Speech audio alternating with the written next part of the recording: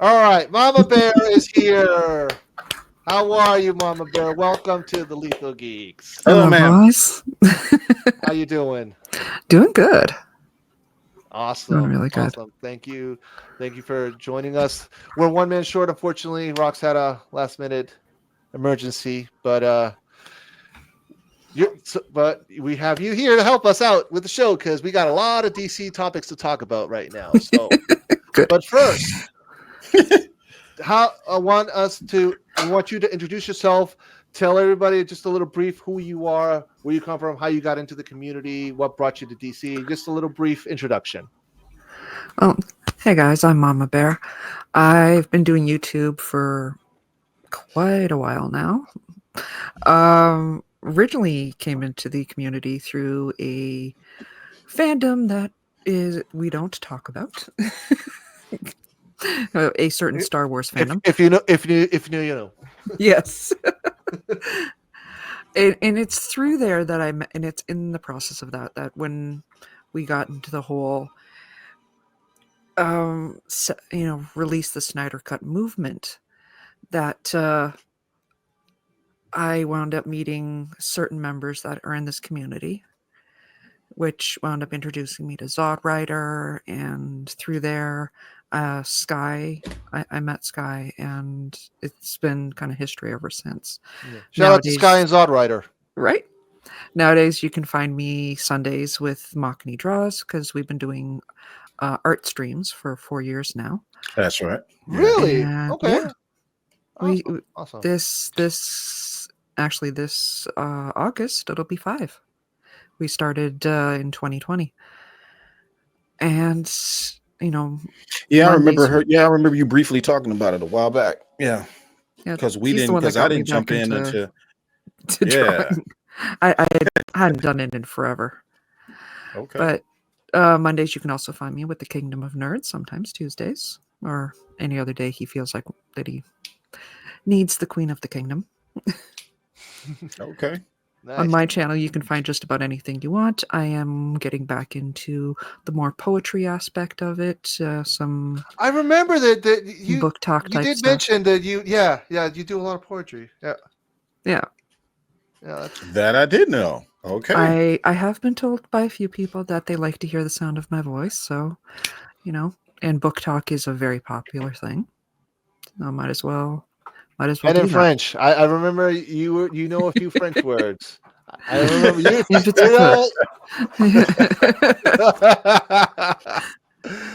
All right. I'm semi-lingual in multiple languages. Hey, nothing Not wrong conversational, with and I'm barely conversational in English, and that's it. Awesome. So, Mama Bear, let's get on with it, shall we? So, there's a lot of DC topics that we got to discuss.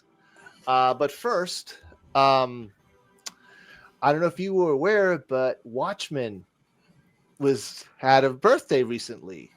Has it been that long?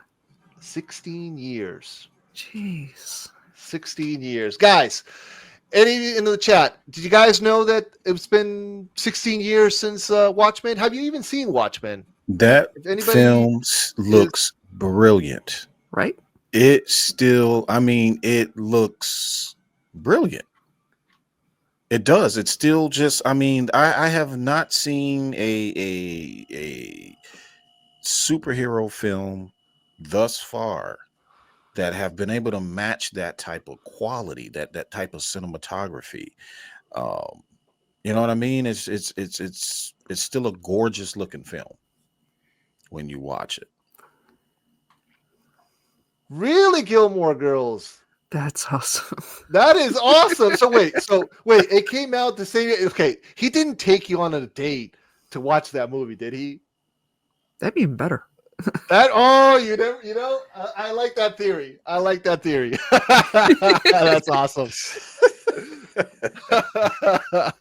All right, so for all you out there who have not watched Watchmen, shame on you. I actually got the chance to watch it in theaters last year. Nice. There was like a screening old films in the theater here in Boston, and they they screened Watchmen, and I'd never seen Watchmen in theaters. And this was my opportunity, and I was like, oh, fuck yeah. In theaters is definitely a different thing. So, guys, let's watch the trailer for all of you who don't know, so you guys can go watch it, and a link will be in this description. Right here, we're celebrating at the Lethal Geeks podcast, Watchmen's 16th anniversary. You're like, are you really, really ready for what you're about to see? It's a superhero film, right? Yeah, but are you ready for this superhero film? That's the type that if you have to ask that question, that means that you're talking about a person who is extremely serious about the superhero mythos. You know what I mean? If you have to ask that kind of question to are you ready to see what I'm about to show you? I don't think you're ready. And by the reaction of people who have just now caught up to who Zack Snyder is as a film director, when you see these reaction videos, to see the looks on their faces, they're like, "What?" It's nothing new for us, but it's kind of awesome to see them. It's awesome to see, like, finally, now you get it. Welcome to the party. Exactly, and that's the point I'm making. It was like the first time I saw Man of Steel, I was just like, that's the Superman that I wanted to see this whole time. You know, no diss on the classics, no diss on Brandon Roth. He had the look, the suit. It was the story around him that was garbage. Yeah, that's what I tell people. It had nothing to do with him. He was a good casting as far as Superman goes. Yeah, but then you got Henry Cavill and Man of Steel, and that first 19 to 20 minutes, man, on Krypton and what was going on.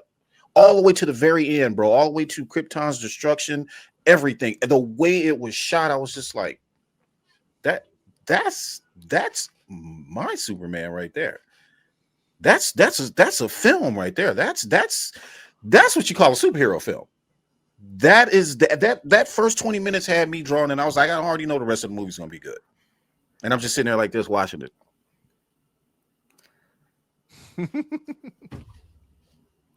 It also had like some things that we see repeated throughout his movie career. The love of Leonard Cohen, which I completely sympathize with. Leonard Cohen has some of my favorite songs, like, of all time. Jeffrey Dean Morgan, who absolutely stellar as the comedian in this one, and was also Thomas Wayne. Yeah. Not to mention, I don't know if it's true or not. Son Havoc, I know, will correct me, but the one that played the original Silk Spectre. Silk Spectre, yeah. Yeah. Oh, she was supposed to be Carla Gugino. Yeah, she was supposed to be the Catwoman for Snyder, and if that's the case, I need to see it. Oh, exactly. Oh, listen. If when Zack gets back, he was at DC Studios. Why was he there? Zack's gonna get what Zack is in a very good position to negotiate, because now the terms are on his side, because he's in demand. Right, and like I said, less is more. You know what I'm saying? We live in an age where everybody's got to know their information every second. I don't have to know my information every second. I enjoyed picking up a paper, a newspaper for some of you guys. A newspaper was where information was vetted very thoroughly. Tell them about the map. Tell them about the maps when the maps when you're traveling. Yeah, and then we had maps and all of that. Yeah, we didn't have GPS. So a newspaper is where you got your news. You found out your news the next day. Generally, it wasn't like right on where you couldn't vet anything. You had to vet. People were honest. There was integrity. All that good stuff. So, but anyway, I'm hoping it's this situation. I'm hoping that Zack being there, because we don't know if we don't know shit. I'm good with that. If a picture pops up with him and no other information, I'm good with that, because it means that they're doing it the way a studio is supposed to do it. You're not supposed to be dropping information out every 30 seconds to people just because they wanted to know, oh, I got to know what's going on so I can go ahead and manipulate the media and change things around. No.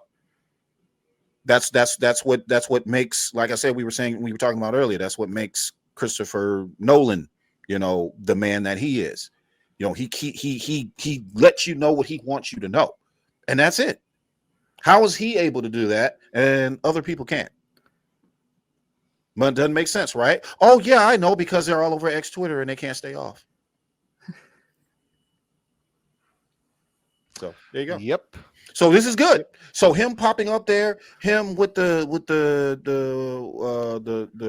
Richard Strong, the back shot of his suit on and the sunrise and all. He's cryptic, and I like when Zack Snyder's cryptic because it means that that's how he communicates with us. Exactly. If you are patient and you know me as a person, something's going to be coming soon. So just keep an eye out. So I like it that way. And that's why. I'm sorry, Mama Bear. That's why all of us in the Snyder fandom, when this shit happened, we're like, okay, did it go to Vero? No. Okay, that means shit.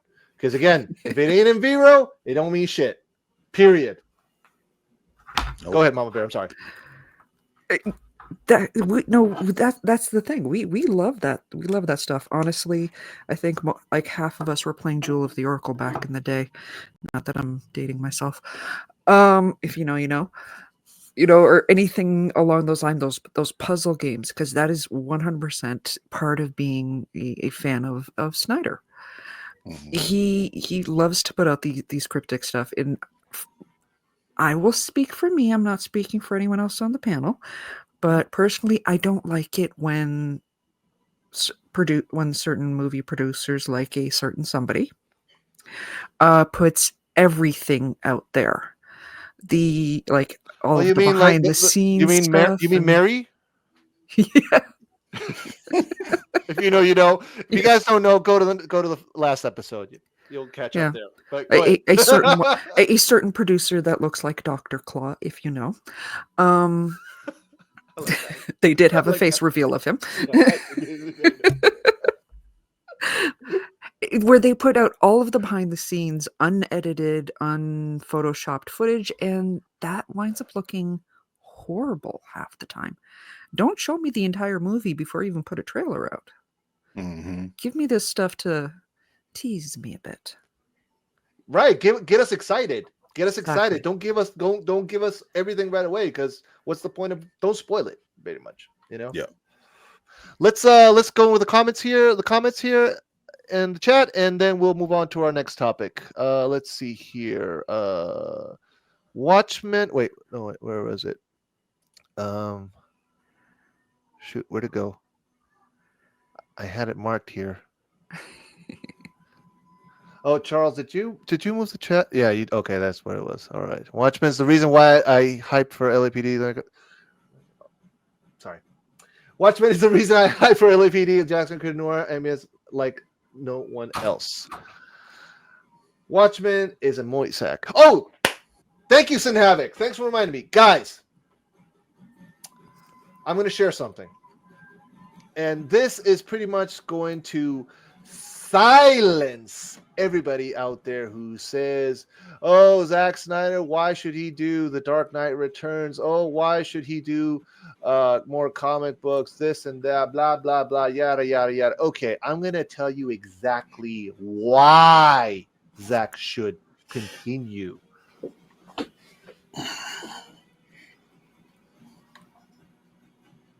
That's why. That is art. Now, for those of you who got it twisted, I'm going to ask you a real simple question. What is the difference between Zack Snyder and James Gunn?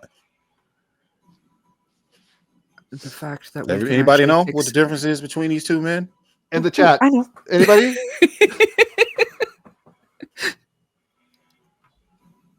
Anybody?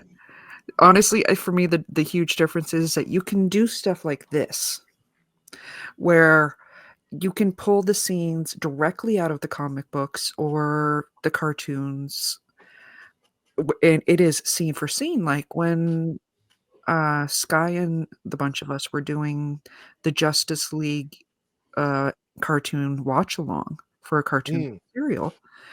We were going through and like, oh, that was in this movie, that was in that movie, scene for scene. You can see them through Zack Snyder, and I there's even actually hold on a second. I yeah, have a story to share with you later down the road about Justice League. Go on. Go on. and there's even this one that it is. You have to be a Wonder Woman fan to know about it, where she talks about like her whole philosophy is, and I've got it saved to my phone, where it's we do not raise the sword No, until we raise a put that picture hand, back up. Yeah, yeah, there you go. Leave it up. until we raise a hand, as a friend, it goes on like that, and it perfectly describes why she does what she does. And if give me 5, I will probably find it because like I said, I always have it saved in my phone. I've used it so many times in arguments, All but it's right. always in Now that moment you can never remember it. here's what I want to say about this particular picture here. So the obviously, if you're looking at this, there is no denying Zack Snyder's influence when it comes to being comic accurate. All you have to do is just put the effort in and watch and look. You can't say that you hate Zack Snyder if you don't know anything about Zack Snyder or know where his influences come from. Okay, that's impossible. You don't know the man. Got to know the man, right?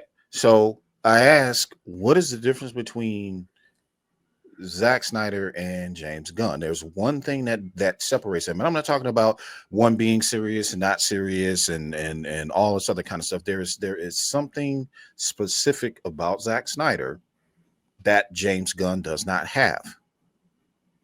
He is not a visual storyteller.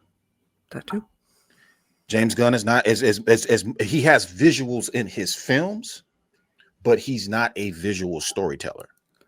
Zack Snyder's medium is visual. It's art. That's what he went to school for. Okay, even before he started directing movies and went to film school and all of that. The first school where he went was art school. That was his medium. So what he did was he applied that. And I can't remember where I was reading, but he was talking about he was briefly talking about why he thought directing movies was cool. And he said when he had his first experience and he saw that, he said, I wanted to do that. I want to direct movies. That's cool. And he applies that aesthetic, what he learned in art school, to his comic book filmmaking, which is why it feels so realistic. I don't know about you guys, but yeah, Superman is wearing a cape. Batman is wearing his cape and cowl. You got otherworldly creatures. You got Dr. Manhattan, but I'd be damned if these don't feel straight like comic book films in that fashion, if you know what I mean. They don't. They feel way more adult than they do anything else, which is what I love about his comic book films. He's making comic book movies for adults. That's the thing that people keep seeming to miss. Zack Snyder does not make comic book movies for kids. He makes comic book movies for adults. If you really think about it.